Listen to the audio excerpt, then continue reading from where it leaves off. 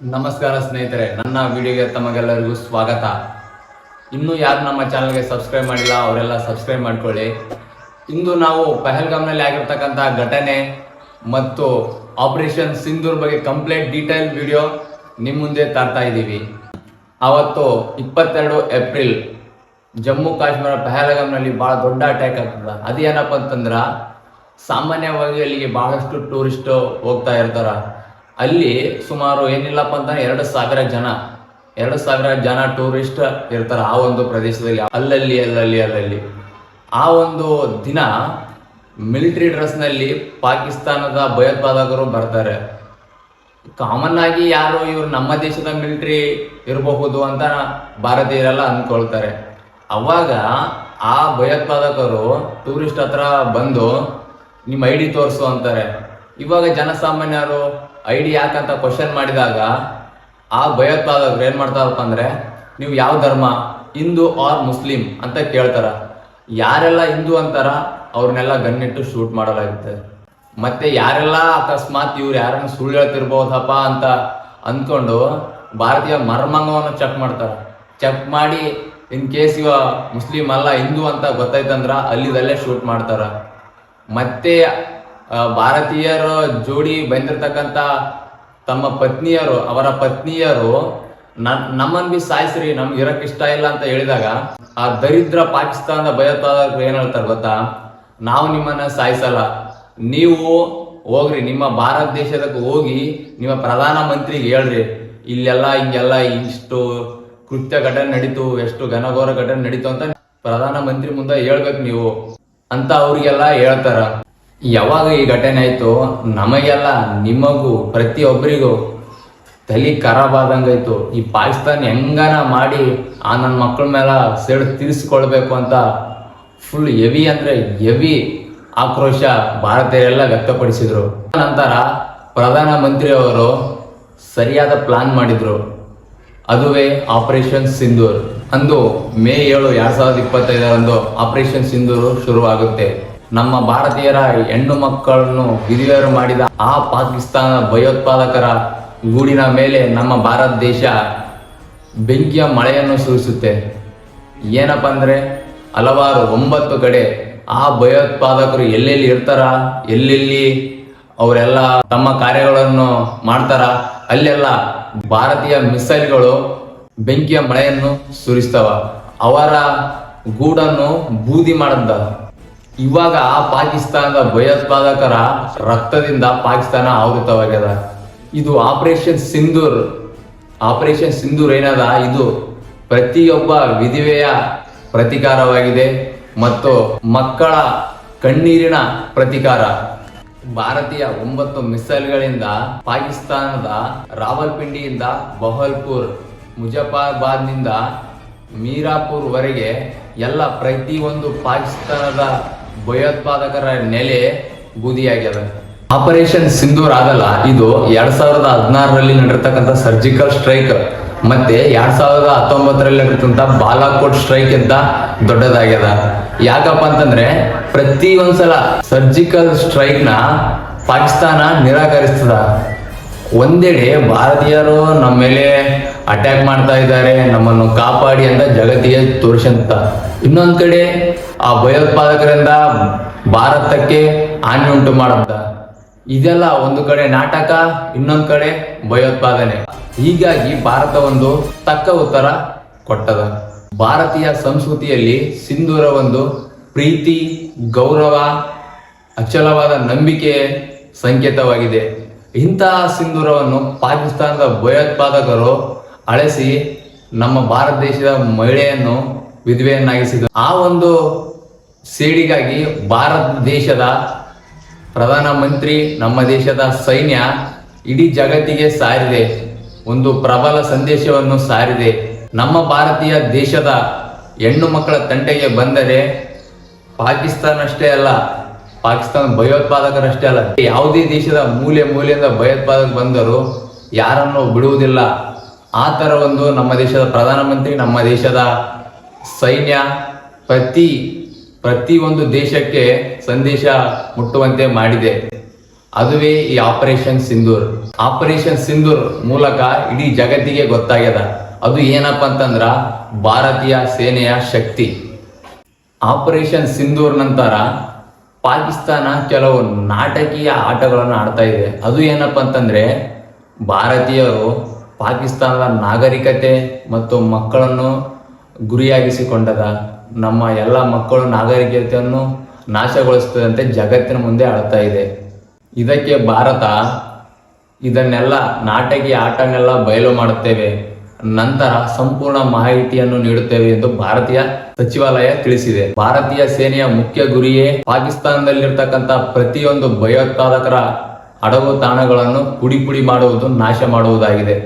ಪಾಕಿಸ್ತಾನ ಇಂತಹ ನಾಟಕಗಳು ಹಲವು ಬಾರಿ, ಸಾಕಷ್ಟು ಬಾರಿ ಜಗತ್ತಿನ ಮುಂದೆ ಬಯಲಾಗಿವೆ. ಎಕ್ಸಾಂಪಲ್ ಏನಪ್ಪಾ ಅಂತಂದ್ರೆ ಹಫೀಜ್ ಸಯ್ಯದ್ ಮತ್ತು ಮಸೂದ್ ಅಜಾರ್ನನ್ನು ಇದೇ ಪಾಪಿ ಪಾಕಿಸ್ತಾನ ಪೋಷಿಸಿದ್ದು ಇಡೀ ಜಗತ್ತಿಗೆ ಗೊತ್ತು. ಒಂದು ಕಡೆ ಪಾಕಿಸ್ತಾನ ಹೇಳುತ್ತೆ ನಮ್ಮ ದೇಶದಲ್ಲಿ ನಾವು ಯಾವ ಟೆರರಿಸ್ಟ್ ಕೂಡ ನಾವು ನೆಲೆಯನ್ನು ಕೊಡುವುದಿಲ್ಲ ಅಂತ ಹೇಳುತ್ತೆ. ಆದ್ರೆ ಇಡೀ ಪ್ರಪಂಚಕ್ಕೆ ಗೊತ್ತು ಪಾಪಿ ಪಾಕಿಸ್ತಾನ ಎಂತ ಭಯೋತ್ಪಾದಕರ ದೇಶ ಅಂತಂದು. ಇಡೀ ಜಗತ್ತೇ ನೋಡ್ತಾ ಇದೆ ಭಾರತ ಮತ್ತು ಪಾಕಿಸ್ತಾನದಲ್ಲಿರುವ ವ್ಯತ್ಯಾಸ. ಪಾಪಿ ಪಾಕಿಸ್ತಾನ್ ಹಲವಾರು ಟೆರರಿಸ್ಟ್ ಭಯೋತ್ಪಾದಕರಿಗೆ ನೆಲೆಯನ್ನು ಕೊಡ್ತದ, ಬಟ್ ನಮ್ಮ ಭಾರತ ದೇಶ ಹಾಗಲ್ಲ. ಯಾವ ಟೆರರಿಸ್ಟ್ ಯಾವ ಭಯೋತ್ಪಾದಕರು ನಮ್ಮ ದೇಶದಲ್ಲಿ ಇಲ್ಲ. ಅದಕ್ಕಾಗಿ ಇಂದು ಅಮೆರಿಕದಿಂದ ಇಸ್ರೇಲ್ನವರೆಗೆ ಪ್ರತಿಯೊಂದು ದೇಶವು ಭಾರತದ ಜೊತೆ ಕೈ ಜೋಡಿಸಿವೆ. ಇವಾಗ ಪಾಕಿಸ್ತಾನಕ್ಕೆ ಎರಡು ಆಪ್ಷನ್ ಇವೆ. ಏನಪ್ಪಾ ಅಂತಂದ್ರೆ ಇಂದು ಟೆರರಿಸಂ ಎಲ್ಲ ಬಿಟ್ಟು ಸುಧಾರಿಸಿಕೊಳ್ಳೋದು, ಇನ್ನೊಂದು ಏನಪ್ಪಾ ಅಂತಂದ್ರೆ ಯುದ್ಧ ಮಾಡಿ ಭಾಗ ಆಗುವುದು ಸಂಪೂರ್ಣವಾಗಿ.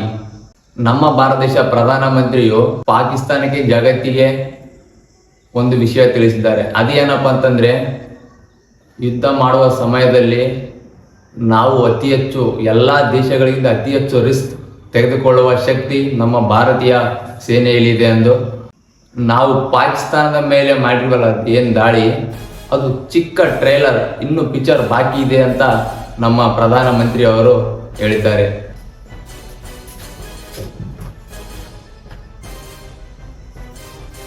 ಪಾಕಿಸ್ತಾನಕ್ಕೆ ಇನ್ನೊಂದು ಚಾನ್ಸ್ ಆದ, ಭಯೋತ್ಪಾದನೆಯಿಂದ ದೂರ ಉಳಿಬೇಕು. ಇಲ್ಲಪ್ಪ ಅಂತಂದ್ರ ಪಾಕಿಸ್ತಾನ ಘನ ಘೋರ ಘಟನೆ ನೋಡ್ಬೇಕಾಗ್ತದ. ಆಪರೇಷನ್ ಸಿಂಧೂರ್ ಮೂಲಕ ಇಡೀ ಪಾಕಿಸ್ತಾನದ ಭಯೋತ್ಪಾದನೆ ಪುಡಿ ಪುಡಿ ಆಗಿ ಪಾಕಿಸ್ತಾನವು ನೆಲ ಸಮಾನ ಆಗೋದ್ರಲ್ಲಿ ಡೌಟ್ ಇಲ್ಲ. ಇವಾಗ ಆಪರೇಷನ್ ಸಿಂಧೂರ್ ಏನಾಯ್ತು, ಆಪರೇಷನ್ ಸಿಂಧೂರ್ ಹೇಗಾಯ್ತು ಅಂತ ಹೇಳ್ತೀವಿ ಬನ್ನಿ. ಮೇ 7, 2025 ಇಡೀ ಭಾರತ ದೇಶದ ಮಲಗಿರುವಾಗ ಭಾರತೀಯ ಸೇನೆಯು ಎಲ್ಲ ಫೋರ್ಸ್ಗಳನ್ನು ತೆಗೆದುಕೊಂಡು ಆಪರೇಷನ್ ಸಿಂಧೂರ್ ಸ್ಟಾರ್ಟ್ ಮಾಡುತ್ತೆ. ಇಂಡಿಯನ್ ಏರ್ ಫೋರ್ಸ್ ಮಿರಾಜ್ 2000 ಮತ್ತೆ ಸಿಕೋಯ್ 30 ತೇಜಸ್ ಫೈಟರ್ ಜೆಟ್ಸ್ ಆಕಾಶದಿಂದ ಗರ್ಜನೆ ಪ್ರಾರಂಭ ಮಾಡ್ತವ. ಬ್ರಹ್ಮೋಸ್ ಕ್ರೂಸ್ ಮಿಸೈಲ್ಸ್ ಮತ್ತು ಪೀನಕ ಮಲ್ಟಿ ಬ್ಯಾರಲ್ ರಾಕೆಟ್ ಲಾಂಚರ್ ಒಟ್ಟಾಗಿ ಕೂಡಿ ಪಾಪಿ ಪಾಕಿಸ್ತಾನ ಮತ್ತು ಪಾಕ್ ಆಕ್ರಮಿತ ಜಮ್ಮು ಕಾಶ್ಮೀರದಲ್ಲಿನ ಎಲ್ಲ ಭಯೋತ್ಪಾದಕರ ಅಡಗು ತಾಣಗಳನ್ನು ಟಾರ್ಗೆಟ್ ಮಾಡಿ ಎಲ್ಲ ನೆಲಸಮನ ಮಾಡಿದೆ.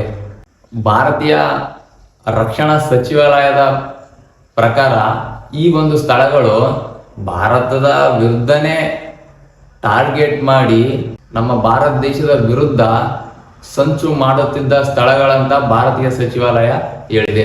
ಈ ಒಂದು ಟಾರ್ಗೆಟ್ ನ ಸ್ಯಾಟಲೈಟ್ ಇಮ್ಯಾಜಿನರಿ ಮತ್ತು ಹ್ಯೂಮನ್ ಇಂಟೆಲಿಜೆನ್ಸ್ ಪ್ರಕಾರ ಈ ಎಲ್ಲಾ ಸ್ಥಳಗಳನ್ನು ಟಾರ್ಗೆಟ್ ಮಾಡಿವೆ ಅಂತ ನಮ್ಮ ಭಾರತೀಯ ಸಚಿವಾಲಯ ಹೇಳಿದೆ.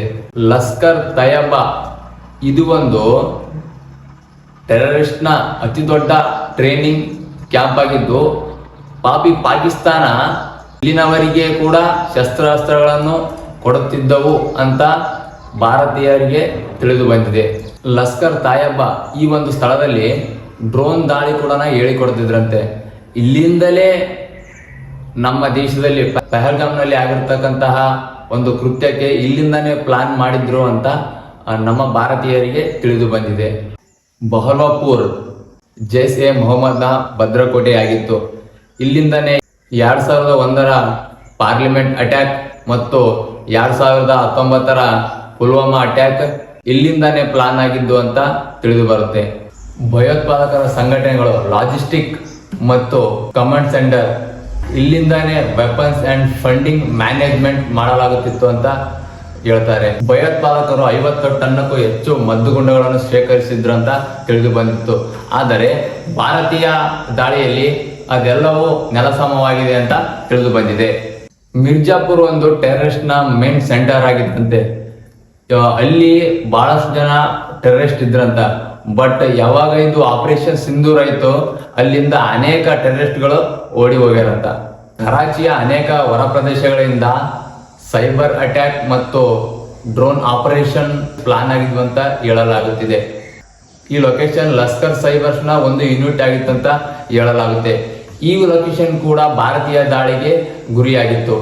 ಖೈಬರ್ನ ಪಖ್ತೂನ್ಖ್ವಾ ಗಡಿಯಲ್ಲಿರುವ ಲಾಂಚ್ ಪ್ಯಾಡ್ ನಿಂದ ಪಾಕಿಸ್ತಾನದ ಟೆರರಿಸ್ಟ್ಗಳು ಯಾವ ರೀತಿ ಭಾರತ ದೇಶದ ಒಳಗೆ ಬರಬೇಕು ಅಂತ ಪ್ಲಾನ್ ಮಾಡ್ತಿದ್ರಂತೆ. ಅಲ್ಲಿಯೂ ಕೂಡ 20 ಉಗ್ರರು ಹತರಾಗಿದ್ದಾರೆ. ಬಲೂಚಿಸ್ತಾನ್ ಇದು ಕೂಡ ಆರ್ಮ್ಸ್ ಸ್ಮಗ್ಲಿಂಗ್ ಮೇಜರ್ ಸೆಂಟರ್ ಆಗಿತ್ತಂತೆ. ಇಲ್ಲಿಂದಾನೇ ಅನೇಕ ಅನೇಕ ಅನೇಕ ಉಗ್ರರಿಗೆ ಬಾಂಬ್ ಸಪ್ಲೈ ಮಾಡ್ತಿದ್ರಂತೆ. ಇಲ್ಲಿ ನಮ್ಮ ಭಾರತ ದೇಶವು 10 ಟನ್ RDX ನ ನಾಶ ಮಾಡಿದೆ. POK ನ ಸುತ್ತಮುತ್ತ ಅನೇಕ ಸಿಗರೆಟ್ ಏರಿಯಾಗಳಿದ್ದು ಇಲ್ಲಿ ಜಾಸ್ತಿ ಪ್ರಮಾಣದ ಉಗ್ರರಿದ್ರಂತೆ. ಈ ಒಂದು ಎಲ್ಲಾ ಉಗ್ರರನ್ನು ಬ್ರಹ್ಮೋಸ್ ಮಿಸೈಲ್ಸ್ ನಾಶ ಮಾಡಲಾಗಿದೆ. Masood Azhar, Osama bin Laden, Hafiz Saeed ಇಂತಹ ಭಯೋತ್ಪಾದಕರಿಗೆ ನೆಲೆ ಕೊಡ್ತಕ್ಕಂಥ ಪಾಕಿಸ್ತಾನಕ್ಕೆ ಇದೇ ಭಾರತದ ಕಡೆಯಿಂದ ಕಡೆ ಎಚ್ಚರಿಕೆ. ಇನ್ನು ಮುಂದೆ ಯಾವತ್ತಾದರೂ ಭಾರತ ದೇಶದ ಮೇಲೆ ಈ ತರ ಭಯೋತ್ಪಾದಕರನ್ನು ಮುಂದಿರಿಸಿಕೊಂಡು ಭಾರತದ ಮೇಲೆ ದಾಳಿ ಮಾಡಿದ್ದೇ ಆಗಲಿ ಪಾಕಿಸ್ತಾನಕ್ಕೆ ಭೂಪಟದಿಂದ ತೆಗೆದುಹಾಕುವಂತ ಶಕ್ತಿ ಭಾರತ ದೇಶಕ್ಕಿದೆ ಅಂತ ಇಡೀ ಜಗತ್ತಿಗೆ ಈಗ ತಿಳಿದು ಬಂದಿದೆ. ಇದು ಕೇವಲ ಯುದ್ಧವಲ್ಲ, ಭಾರತ ದೇಶದ ತಂಟೆಗೆ ಬಂದ್ರೆ ನಾವು ಏನ್ ಬೇಕಾದ್ರೂ ಮಾಡಬಲ್ಲೆವು ಅಂತ ಜಗತ್ತಿಗೆ ತೋರಿಸಿದ ಸಂದೇಶ ಇದು. ಭಾರತ ದೇಶದ ಹೆಣ್ಣು ಮಕ್ಕಳಿಗೆ ಕೊಡುವ ಗೌರವ ಇಡೀ ಪ್ರಪಂಚಕ್ಕೆ ತಿಳಿದಿದೆ. ಭಾರತೀಯರ ತಂಟೆಗೆ ಯಾರಾದರೂ ಬರಲಿ ಅವರ ದೇಶಕ್ಕೆ ನುಗ್ಗಿ ಹೊಡೆಯುವ ಶಕ್ತಿ ನಮ್ಮಲ್ಲಿದೆ ಎಂದು ಇಡೀ ಪ್ರಪಂಚಕ್ಕೆ ಇವತ್ತು ತಿಳಿದು ಬಂದಿದೆ.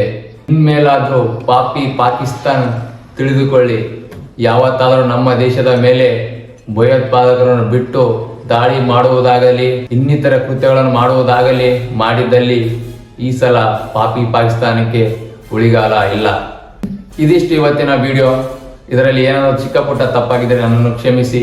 ಮತ್ತೆ ಸಿಗುವ. ಶುಭರಾತ್ರಿ.